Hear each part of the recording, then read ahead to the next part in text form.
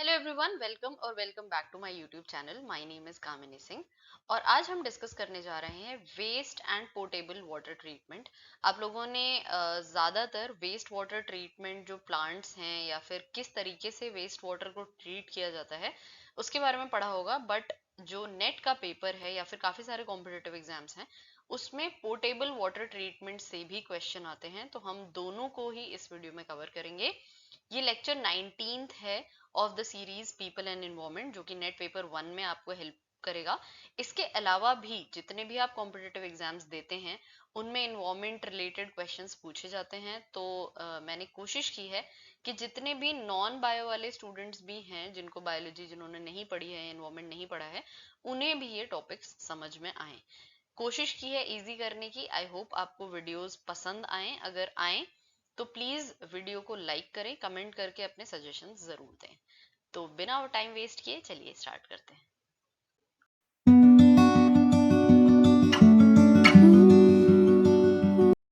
Starting with दोनों types के water treatment. सबसे पहला जो वाटर ट्रीटमेंट है वो है वेस्ट वाटर ट्रीटमेंट, जिसके बारे में आपने ज्यादातर सुना या पढ़ा होगा। ये वाटर ट्रीटमेंट होता है आपके सीवेज वाटर का, यानी कि जो आपका सीवरेज सिस्टम है घर का, वहां से जो वेस्ट निकलता है उसका जो ट्रीटमेंट है वो वेस्ट वाटर ट्रीटमेंट कहलाता है। और दूसरे तरह का ट्रीटमेंट सिस्टम होता है जो कि पोर्टेबल वाटर को ट्रीट करता है। फॉर एग्जाम्पल, जो आपका ड्रिंकिंग वाटर, जिन जगहों से आपका ड्रिंकिंग वाटर आता है, उन्हें हम पोर्टेबल वाटर ट्रीटमेंट प्लांट्स कहते हैं। ये मोस्टली आपके जितने भी रिवर्स और स्ट्रीम्स हैं उनके जो पानी है उनको साफ करके फिर आपके घर तक पहुंचाया जाता है। ऑन दी अदर हैंड, क्योंकि सीवेज जो सिस्टम है उसमें काफी गंदगी होती है, तो या तो ये ट्रीटमेंट करने के बाद फिर से इस पानी को पोर्टेबल वाटर ट्रीटमेंट में भेजा जाता है और फिर आपके घर पहुंचाया जाता है, या फिर जो सिस्टम है उससे फिर से रिवर या फिर जो भी वाटर बॉडी है उसमें भेज दिया जाता है आफ्टर द ट्रीटमेंट। तो सबसे पहले हम वेस्ट वाटर ट्रीटमेंट के बारे में देखते हैं, जानते हैं। वेस्ट वाटर आपको जैसे कि पता होगा, आपके होटल्स हो गए, आपके जितनी इंडस्ट्रीज हो गई, और आपके घर, सिविलाइजेशन जितनी भी जगह पर है, वहां पर सीवेज सिस्टम है, सिवरेज सिस्टम है, उनके पाइप्स के थ्रू जो पानी है वो वेस्ट वाटर ट्रीटमेंट प्लांट्स तक पहुंचाया जाता है। फर्स्ट स्टेप जो है उस वो है प्री ट्रीटमेंट, यानी कि स्क्रीनिंग। अब जैसा कि आप इस पिक्चर में भी देख सकते हैं कि जितने भी बड़े बड़े चीजें हैं, ठीक है, जैसे कि कैंस हो गए या फिर पेपर हो गया या फिर मेटल का कोई टुकड़ा हो गया, अगर वो आपके सिस्टम में एंटर कर जाएगा तो आपका जो सिस्टम है, आपके जो पाइप हैं या फिर ट्रीटमेंट के जितने भी ब्लॉक्स हैं, वो सभी के सभी ब्लॉक हो जाएंगे और आपका सिस्टम ठीक से काम नहीं कर पाएगा। तो सबसे पहला काम जो है हमारा वाटर ट्रीटमेंट से पहले, वो इन सभी बड़े बड़े टुकड़ों को हटाना है। तो ये होता है एक बार स्क्रीन के थ्रू, जो कि ग्रिड्स ऑफ बार हैं और वो हटाती हैं सॉलिड सब्सटेंसेस को, like metal cans, paper and plastic material. इस तरीके का कुछ दिखता है वो, और यहाँ से जो वेस्ट वाटर है वो एंटर कराया जाता है। ये आपका बार स्क्रीन हो गया, और यहाँ पर जो बड़े बड़े टुकड़े हैं वो फंस के रुक जाते हैं ताकि वो आपके सिस्टम में एंटर ना कर पाए। नेक्स्ट स्टेप है ग्रिड रिमूवल। इसमें क्या होता है, जैसे पिछले स्टेप में हमने देखा कि जो बड़े टुकड़े हैं वो रुकते हैं, इसमें थोड़े से हैवी लेकिन फाइन मटेरियल जो है, जैसे फॉर एग्जांपल सैंड और ग्रेवल, उसको रिमूव किया जाता है फ्रॉम द वेस्ट वाटर। कुछ इस तरीके का आपका ग्रिड चैम्बर दिखाई देता है। वाटर, जो आपका वेस्ट वाटर है वो यहाँ से एंटर कराया जाएगा, और जो आपका सैंड है वो सेडिमेंटेशन प्रोसेस द्वारा, सेडिमेंटेशन प्रोसेस में क्या होता है, इसका प्रिंसिपल क्या है कि जो हैवी मटेरियल होगा वो नीचे सेटल हो जाएगा और जो लाइट मटेरियल है वो ऊपर रहेगा। तो लाइट यहाँ पर मटेरियल क्या होगा, वाटर, जो कि ऊपर रहता है और तैर के नेक्स्ट स्टेप में चले जाता है। लेकिन जो आपका हैवी मटेरियल है वो है सैंड या फिर मिट्टी के टुकड़े हो गए या ग्रेवल के टुकड़े हो गए, वो सभी सेडिमेंटेशन प्रोसेस द्वारा नीचे रुक जाते हैं और सेपरेट हो जाते हैं। नेक्स्ट स्टेप इज सेडिमेंटेशन या फिर सेटलिंग टैंक। इस स्टेप में क्या होता है, जो आपका फीसेस है, यानी कि जो फीकल मटेरियल है आपके घरों से जो निकला है, वो सेटल डाउन होता है और क्योंकि मैंने बताया था पिछले स्टेप में कि जो लाइट पार्टिकल्स होते हैं वो ऊपर तैरते हैं। तो यहाँ पर लाइट पार्टिकल्स आपके घरों से जो निकलते हैं, सोप हो गया, ऑयल हो गया, ग्रीस हो गया, ये ऊपर राइज कर जाते हैं, यानी कि ऊपर तैरते हैं, और बाकी जो फीकल मटेरियल है वो नीचे सेटल हो जाता है। तो जो भी फीकल मटेरियल है उसे हम स्लज कहते हैं, या जो भी चीजें नीचे सेटल होती हैं उसे हम स्लज कहते हैं, और जो भी चीजें फ्लोट कर रही हैं ऊपर उन्हें हम स्कम के नाम से जानते हैं। स्टेप नंबर 4 इज एरेशन और एक्टिवेटेड स्लज। ये एरेशन टैंक्स में होता है। ये वाटर ट्रीटमेंट प्लांट जो है, वेस्ट वाटर ट्रीटमेंट जो है, उसका सबसे इम्पॉर्टेंट, मोस्ट इम्पॉर्टेंट स्टेप है। यहाँ पर इस स्टेप में होता क्या है, जो क्लैरिफाइड वाटर है, यानी कि जो साफ किया हुआ पानी है, अभी तक के स्टेप्स में जो साफ हो गया है, उसको ट्रांसफर किया जाता है एरेशन टैंक्स में। एयर एरेशन आता है एयर वर्ड से।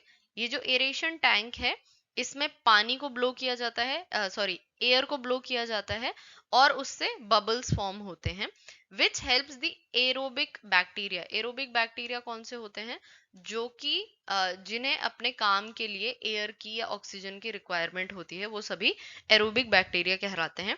तो ये जो एरोबिक बैक्टीरिया हैं, ये ग्रो कर सकें और फीड कर सकें ऑर्गेनिक कंटेमिनेंट्स पे, जो कि हमारा सबसे बड़ा प्रॉब्लम है सीवेज का, जो कि ऑर्गेनिक कंटेंट है, यानी कि ऐसा कंटेंट जिसको डिग्रेड किया जा सकता है। और ये डिग्रेड किसकी हेल्प से होते हैं? बैक्टीरिया की, जो कि एरोबिक हैं।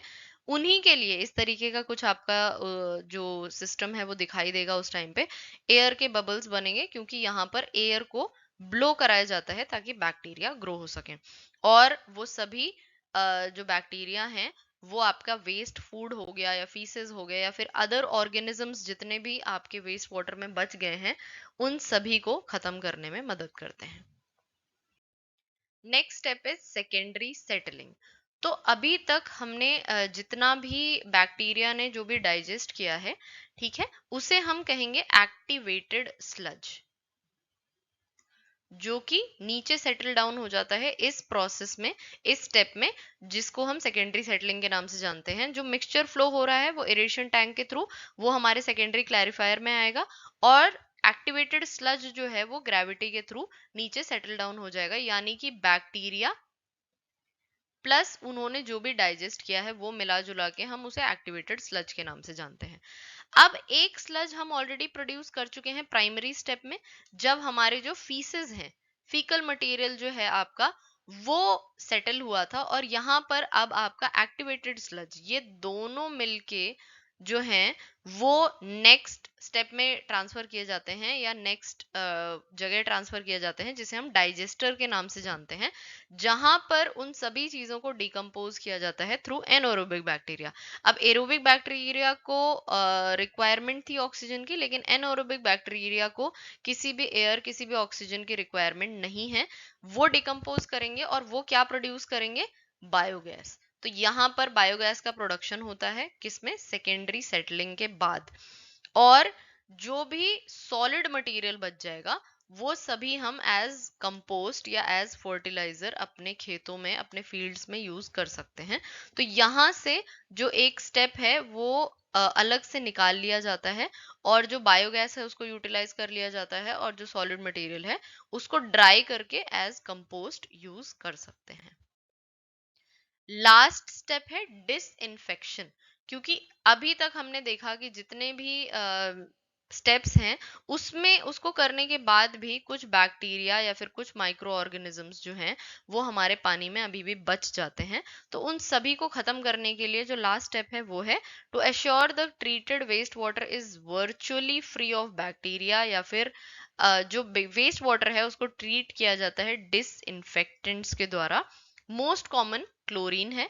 देखिए यहाँ पर कंटेमिनेटेड वाटर है, जिसके अंदर जो आपको बैक्टीरिया या जो भी माइक्रो ऑर्गेनिजम्स हैं वो मिल जाएंगे, और जब डिसइंफेक्ट हो जाएगा तो आपका पानी एकदम क्लियर बाहर आएगा। यहाँ पर 3 तरीके हो सकते हैं हमारे डिसइंफेक्शन के लिए। फर्स्ट इज क्लोरीन का यूज। इसमें क्या होगा, आपके जो माइक्रो ऑर्गेनिजम्स हैं वो किल हो जाते हैं। इसका फायदा क्या है कि ये थ्रू आउट, जहां जहां पर भी पानी जा रहा है पाइप्स में भी, वहां पर क्लोरीन, अगर आपने क्लोरीन से ट्रीटमेंट किया है तो क्लोरीन रास्ते में भी, क्योंकि पाइप्स में भी हो सकता है कि कोई माइक्रो ऑर्गेनिज्म ऐड हो जाए, तो उसको भी जो क्लोरीन है वो फिनिश करता रहता है, इसीलिए सबसे कॉमनली यूज होता है। तो आपके घर तक जो पानी पहुंचेगा उसमें जितने भी बैक्टीरिया माइक्रो ऑर्गेनिज्म होंगे उन सभी को ये खत्म करने में सक्षम है। दूसरा तरीका है ओजोन यूज करने का, O3।